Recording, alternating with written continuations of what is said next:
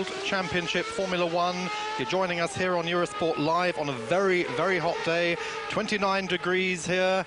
And we're looking at Nigel Mansell preparing to go out. We've been watching Jean Alesi on the track, setting fastest time at the moment in the new Ferrari, the Ferrari with a transverse gearbox.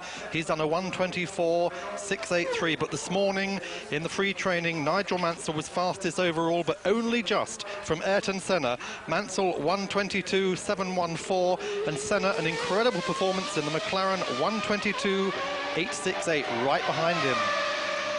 Very, very hot, as we tell you. Very poignant meeting this. It's 10 years since Gilles Villeneuve, the great Ferrari driver, was killed. And here at what became his home circuit, and in fact there's a corner named after him, the Italian tifosi, the fans, are remembering Villeneuve all weekend. Of course, Alesi running the same number of Villeneuve, number 27. Michael Schumacher we're looking at now. Schumacher out in the Benetton with the new Ford HB. This is the Series 7 HB. The fastest revving V8 engine in history, 13,000 RPM plus. And we're watching Schumacher, that man who's just put in such good performances at the last few races. There he goes, up through this very fast, very tight circuit. It's a power circuit. There's a lot of very tight corners, but there's also some very fast ones. Lap distance is 3.13 miles. And look at that, Schumacher just throwing that Benetton around, the Benetton shark. So Ford have come up with this engine. The V12 is still being worked on. It may not be seen till later in the season, but this at the moment is the new Series 7 HB Ford.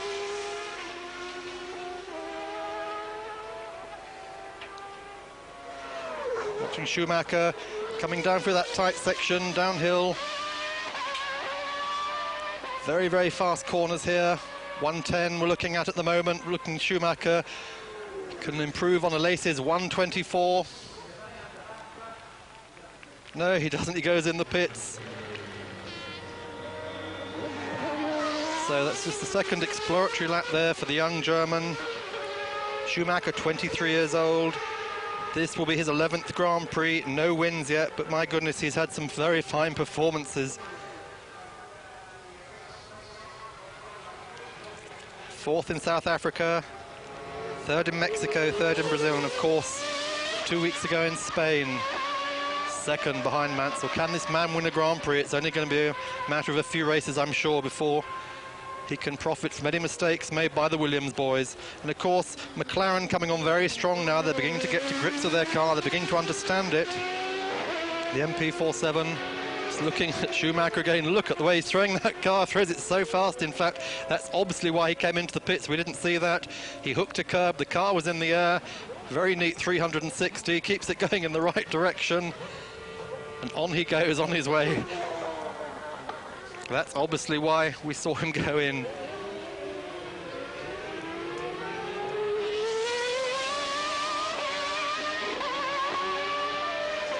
Picking up with Ivan Capelli now.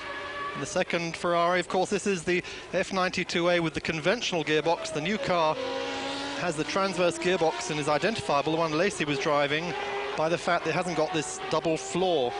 But this is the car they have been using up to now, but of course still with the 1991 engine. Ivan Capelli,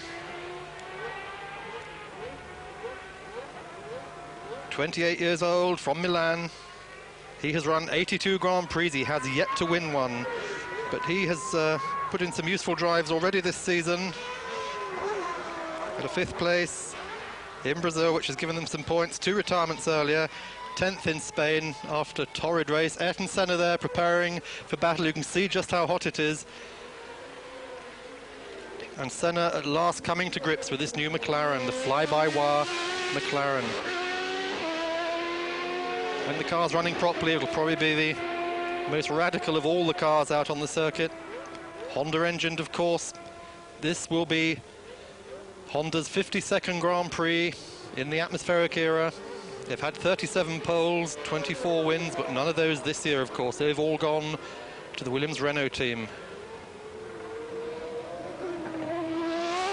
29 degrees on the circuit that was the circuit Dino Ferrari. Is now the circuit Enzo and Dino Ferrari, father and son it's named after. Through the Fiat Tamburello corner where Gerhard Berger had the enormous accident a few years back. People still cringe at that fire that followed, and of course that led to a lot of safety changes in Formula One with more comprehensive tanks. Eric Comas we're looking at, the Frenchman for Ligier. Comas, 28 years old again, comes from Le Mans. He's raced in 17 Grand Prix, has yet to have a win. Had that horrendous accident last year at Hockenheim, now fully recovered from it. 28 Capelli there. Looking at the times, Alesi still fastest on 1:24.120, but Capelli moves up 24.50, so Ferrari at the moment 1 and 2. Berger has just gone out onto the track. He's done a 25 already, but Ferrari holding sway at the moment, but off this morning's pace. Mansell, Senna, both on 22s this morning, Patrese on 23. Remember though, it's a lot hotter now than it was then. No qualifying tyres, remember this year, everybody running on the same Goodyears on the race tyres. Capelli taking a flyer now, can he improve on his second fastest position? Watch him coming back through the final chicanes just before the start-finish line. 19, 20, 21, 22, 23, 24.2. Yes, he is still just off Alesi's fastest time at the moment. There we see him throwing that Ferrari through the final corner before they come on into the last chicane, coming out of Ravazza. So Ivan Capelli.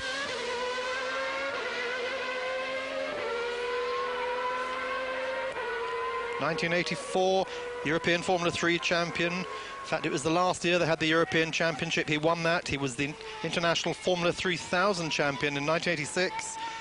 And since then, he spent most of his time at March. He was at March in the 3000 days, and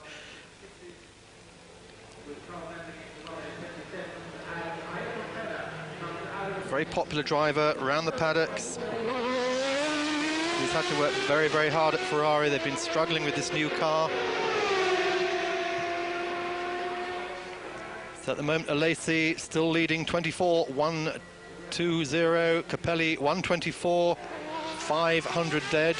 Berger 25.478. But those two Ferraris at the moment, the only people to dip below the 25s. Watch as Nigel Mansell comes into the pit, 4 wins in a row, going for his 5th this weekend. And as Nigel returns to the shade, we're going to return in a few minutes after a short break. Please rejoin us at Imola on Eurosport then.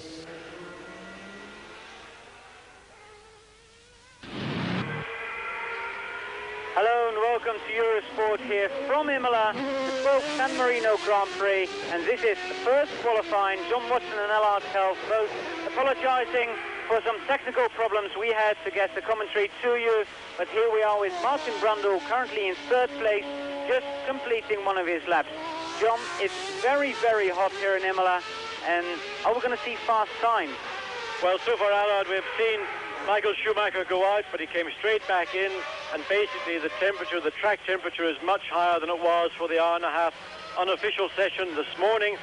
Now, Ayrton Senna just completing a lap. We don't know whether this is a flying lap or whether he's building up to speed, but he now comes across the start-finish line. But the problem has been the temperature change. It affects the track surface, it affects the tyres. Schumacher certainly went out, came back in again. Senna, his first time lap is 1:28.394. But what we did see this morning, and what was very exciting indeed, was that Senna and Mansell are now within a tenth of a second of each other. But look, Senna having to fight the car. Totally different characteristics to what we had this morning.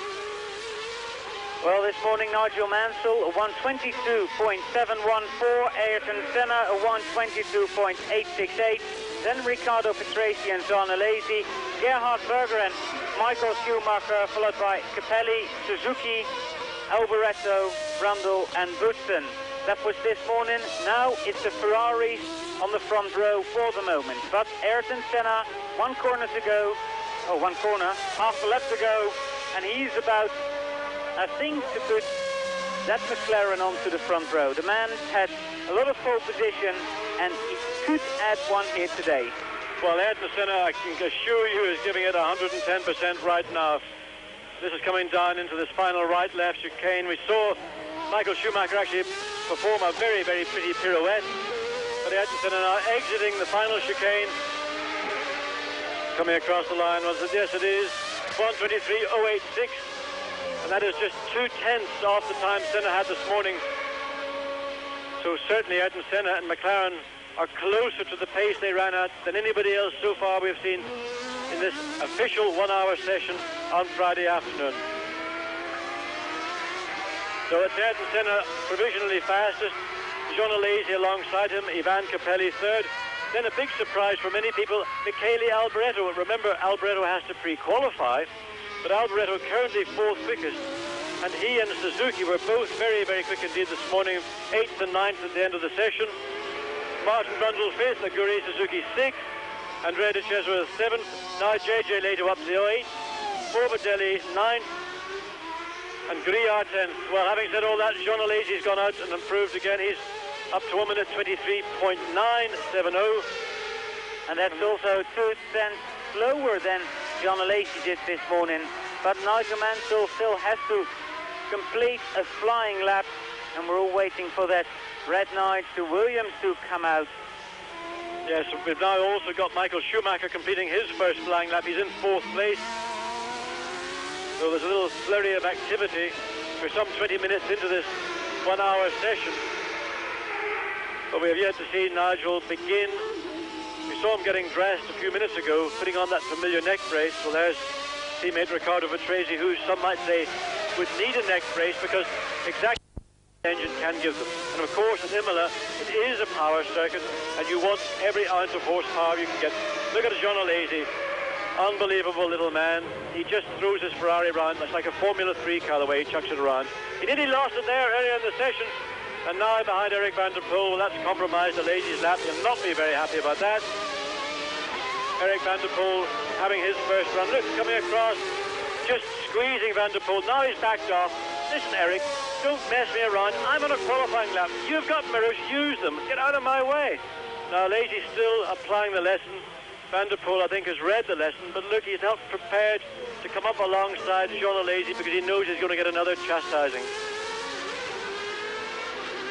Jean Alesi being on the limit everywhere. We saw him this morning trying really, really hard. We saw him this afternoon nearly losing it, where Michael Schumacher did lose it and had a quick 360 spin.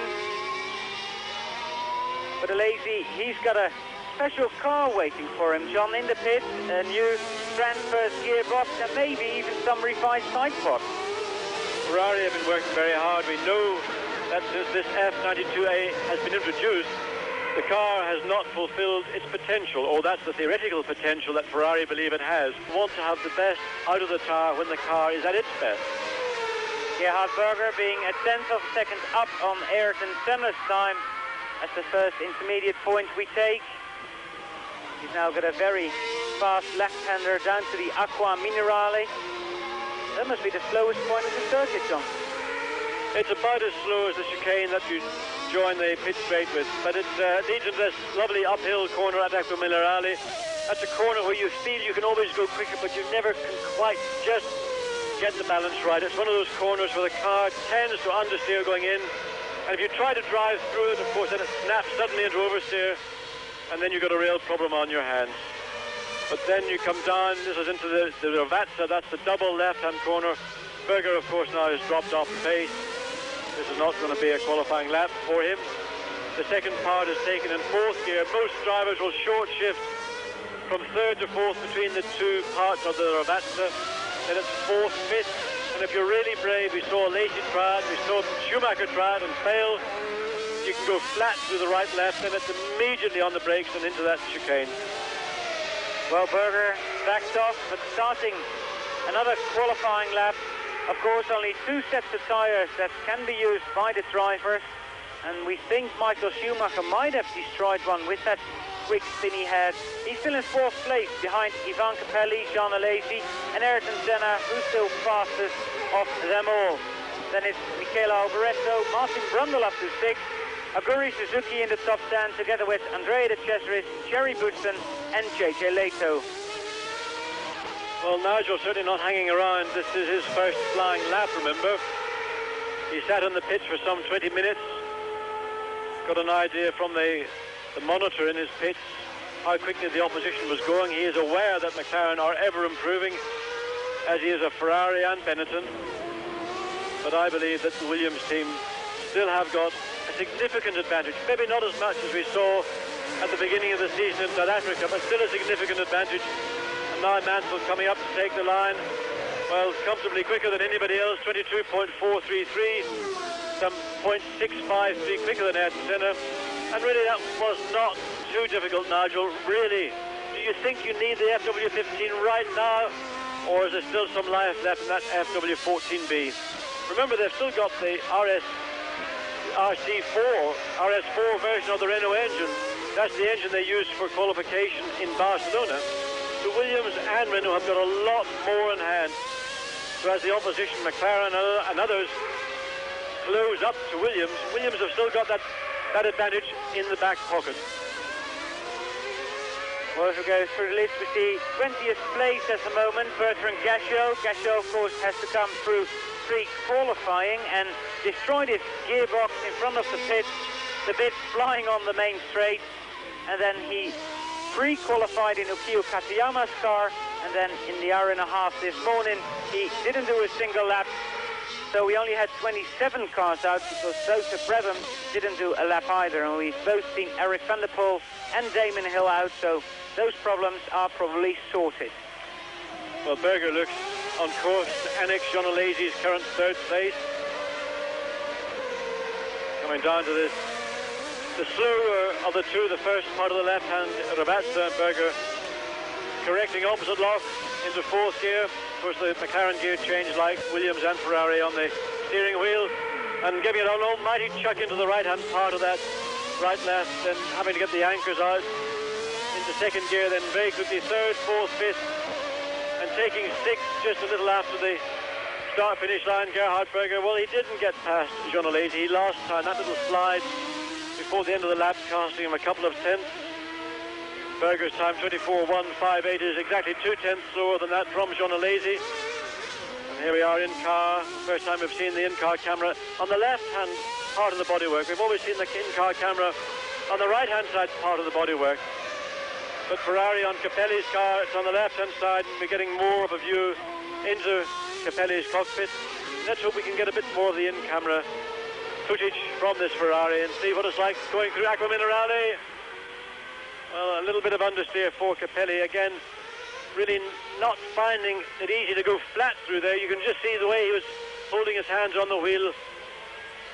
He was just waiting to feel the grip before he would finally nail the throttle wide open. Well, Capelli being fifth fastest at the moment in this morning's untimed session. He was seventh fastest, and Michael Schumacher in Barcelona said, well, if I'm fifth behind the Williams and the McLaren, it should be okay. Well, he was sixth this morning because Jean Alesi was fourth with that Ferrari. Capelli ending his lap on a 25.22. Well, that's the second of his best so far. And those skid marks you just see in the Tamburello corner, those are the marks that Riccardo Patrese left when he had an almighty accident last Friday. He had a tyre problem and the tyre finally gave up and sent him flying into the concrete wall. An almighty accident, but Patrese now absolutely 100%. But we haven't yet seen him on the circuit. Well, Mansell first, Senna second. We'll be back after the break.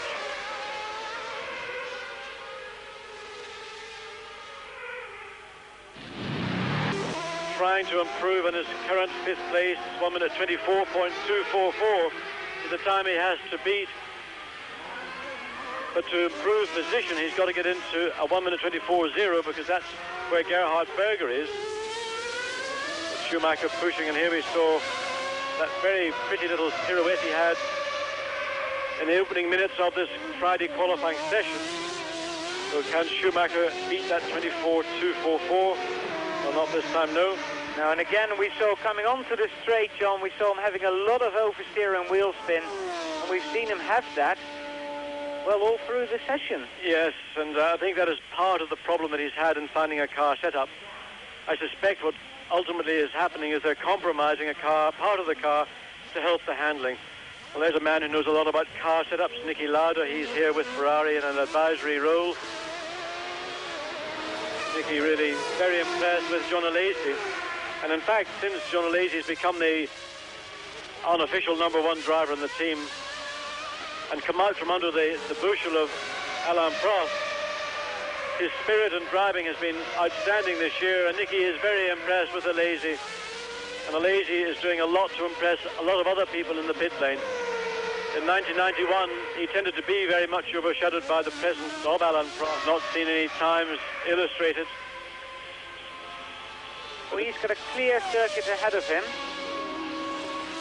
And this is the straight that Allard was talking about. That long, fast left-hand corner you count as being straight. It's absolutely flat out. It's something like about 190 miles an hour. The cars barely pick up more than 10 miles an hour, the quickest cars. And that final piece of straight circuit before they come into the Tossa hairpin. And it's at the Tossa, which is one of the favourite overtaking places. And in the race on Sunday, it is guaranteed there will be lots of action done at Tossa. So Christian Fittipaldi staying well out of the way of Jean Alesi. Letting Alesi get through and not really losing Alesi very much time if he lost a tenth of a second. Alesi would have been aware of it, but really it's almost immeasurable. The main thing is to keep his momentum up when you come up behind a car like that in a slow part of the circuit.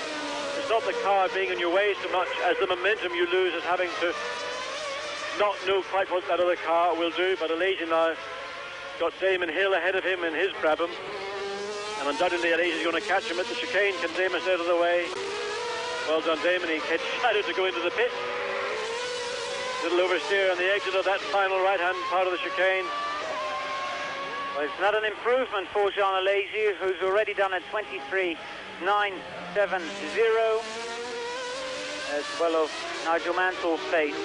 22.3 incidentally, still slower than last year's pole position, which was a 1:21.877 by Ayrton Senna. And if Senna and Alesi don't improve, well, maybe this will be the provisional pole, the 22.371. Ayrton Senna, 60 pole positions in his career. And the argument, John, about whether we should get qualifying tyres back has sort of died down a little. Oh, no, it hasn't.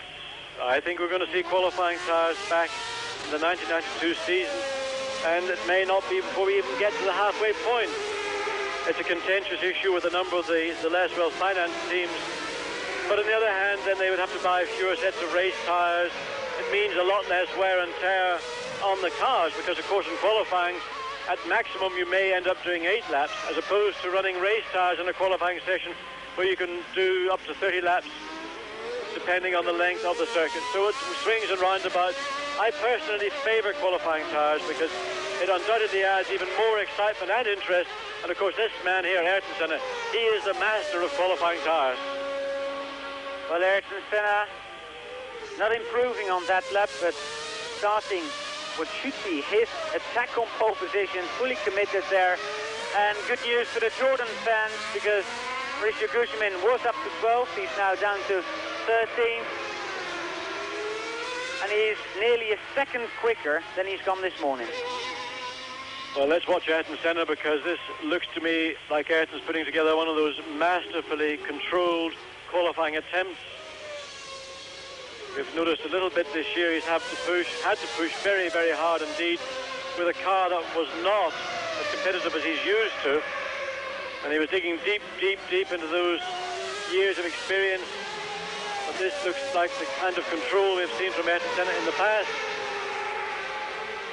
And he's got to improve. He's got to get into the 22s. He's got to get into the 22.3 second bracket to depose Nigel Mansell from the provisional pole.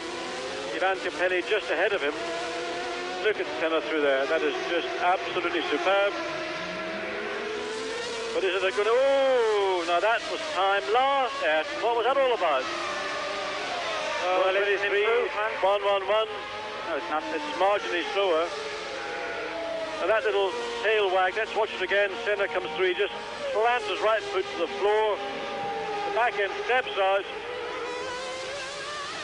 shakes around a little bit, and again, well, he would have certainly, I think, gotten into the 22, the high 22 second bracket, had he not let the car get away from him, but certainly it wouldn't have improved his second place to pole position.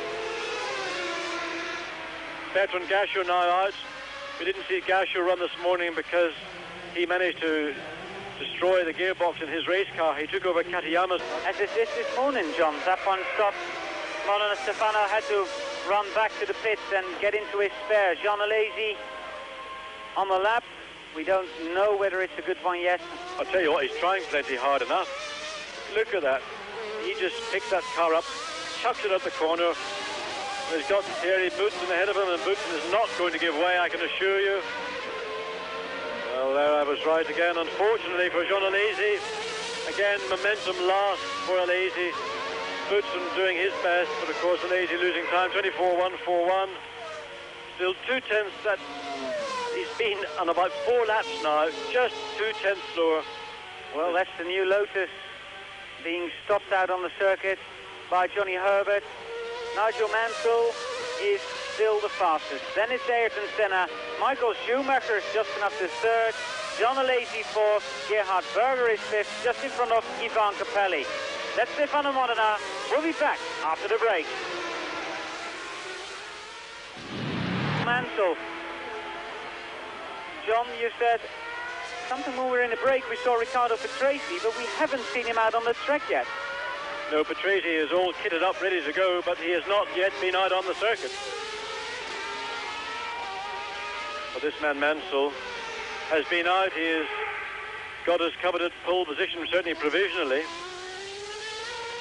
That was on his first set of tyres. He has a second set of tyres, which he is undoubtedly on now. And he appears to have a clear track ahead of him, which is ideal. It means that you can use any part of the track as you wish. You're not compromised by a car ahead of you. You're not worrying where are you going to catch somebody and having to adjust accordingly. So Nigel now through the second part of the Ravazza. This is a lovely corner, really one of my favourite corners at Imola. And down into this flat out right and left, but only flat out if the car is 100%. And then down into this very slow and rather Mickey Mouse left-right chicane. Well, as you can see, that was not a qualifying lap. That was Mansell's first timed out lap on his second set of tyres. Coming through the Tamburello and picking up speed to about 200 miles an hour at this point, and then down into third gear for the Tossa hairpin bend. An uphill left-hand hairpin bend, running out just over those shallow curbs and timing. It's quite steep up that hill.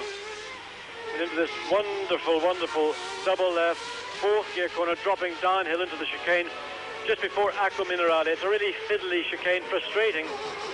And then into this uphill third gear Acqua Minerale, a right-hand Acqua Minerale corner. He's quicker. He's half a second quicker than his own fastest intermediate time. And now he's just going to get the second half of the circuit very, very good. But there's a car, there could be a Venturi LaRouche in the way. Well, with a little bit of help, yes, he pulled well over to the left, let Nigel go through. Nigel, again, developed this ability and control in qualifying laps. It's a joy to watch.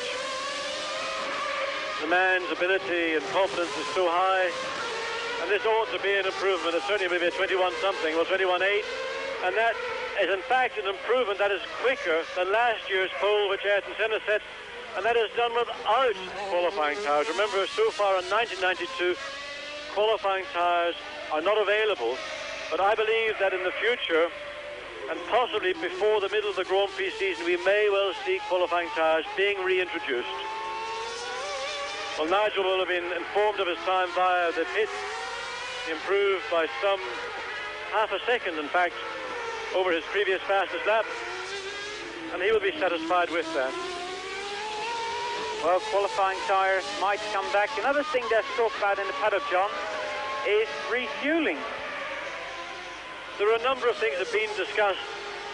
Max Mosley, the president of FISA, was in Barcelona, and he was discussing many improvements, changes. It was really an open discussion. Lots of the ideas might be described as being a bit off the wall, but undoubtedly Max, and Jean Alesi has another little, look at that. Even Nigel Mansell in his days never did a donut as impressive as that. What an impressive little performer Jean Alesi is. Now, he didn't put that in the script. That's for the period when we're not having official qualifying. And I'm sure we'll have a repeat of that very shortly, but of course a lot to the rear tyres of his Ferrari, an awful lot of good. But that little Frenchman from Avignon, here we see him coming into the Tossa. He's about to toss the Ferrari into the Tossa corner. Well, Jean Alesi... Look at the opposite lock here. The back end of the car was already well out of control now. He just drops the clutch. Look at that, swathed in blue smoke. Of course, he's got the gear change on the steering wheel, so he can flick it down into first gear. We're accustomed to seeing Nigel do donuts and burnouts like that. And of course, we saw Jean Alesi do one in Spain in the race, John. We saw him do it twice. Now, I would like to see the in-car camera of that, because that will undoubtedly be a lot of fun. Nigel Mansell still fastest. Ayrton Senna is second. And there is Jean Alesi now, almost making contact.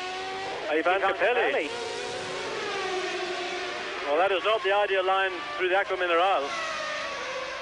And undoubtedly a quick trip into the pits for Ivan Capelli to let the team have a look at the car. It was strange that he should have gone off like that.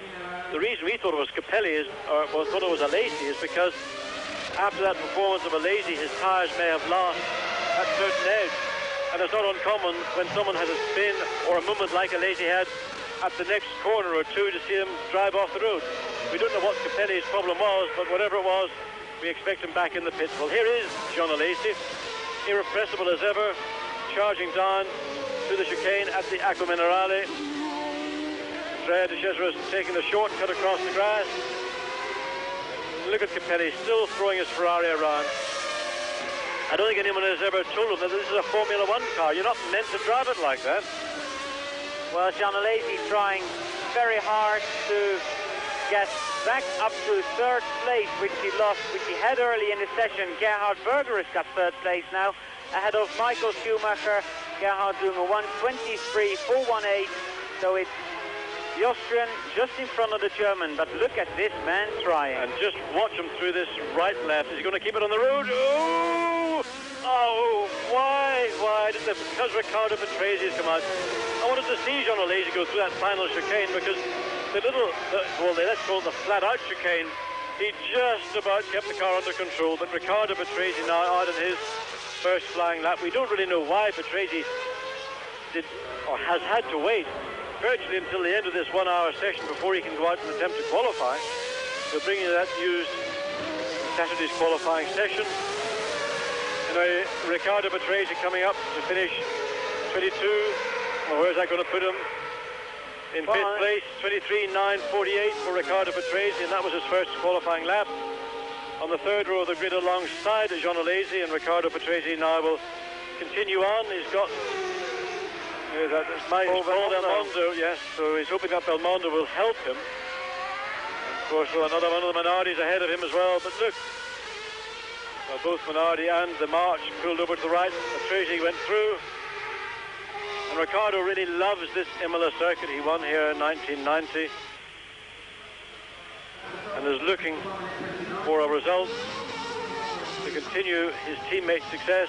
The Williams won too. Riccardo would dearly love to be on the winner's podium. Whether Nigel Mansell will allow that emotional situation to evolve or not, well, I somehow doubt, because Mansell undoubtedly looking for another 10-point score here to consolidate even more his championship lead. But if anybody's going to do it, it's more than likely going to be Riccardo Patrese. He completes his second flying lap. And there's about 1 minute of this session finished, and I wouldn't be surprised to see the checkered flag out at the end of this lap for Patrese. We saw Martin Brundle spin, John, but we're waiting for Riccardo Patrese lap. Well, that's nice. It didn't stop, but it was an improvement. A tenth of a second faster than his first flying lap, a 23.875. Not an improvement in place. It's Riccardo Patrese still in fifth. Behind Mansell, Senna, Berger and Schumacher. But in front of Jean Alesi and Ivan Capelli, the Ferraris very close, 6th and 7th. Michele Alboreto is 8th, 9th is Thierry Boutsen, and 10th Aguri Suzuki. The footwork higher up than I think anyone expected before this Imola Grand Prix. Well, they did show a lot of promise, as I mentioned earlier, at the test here last week. And even in Barcelona, although that Grand Prix being a wet one tends to be one that I don't look at too seriously. Wet Grand Prix are never quite a true indication to form. But in the case of footwork, it was so, and they beginning to take full advantage of the Honda Mugen horsepower. Got Michele Alboreto 8 and Aguri Suzuki in 10th. Well, we saw 16th place, Guzman, the fastest of the Jordan Yamahas, Modena's 20th. And we got Gasho Morbidelli, Katayama, Olivier Drouillard way down in 21st place. Sarquini, Wendlinger 23rd. It's a disappointment for him and the March team. Then Christian Fittipaldi 24th. And the two Lotus drivers, Herbert and Häkkinen, the last two drivers to qualify. Not qualified for the moment are the two Brabham, Chiesa and Belmondo. Well, no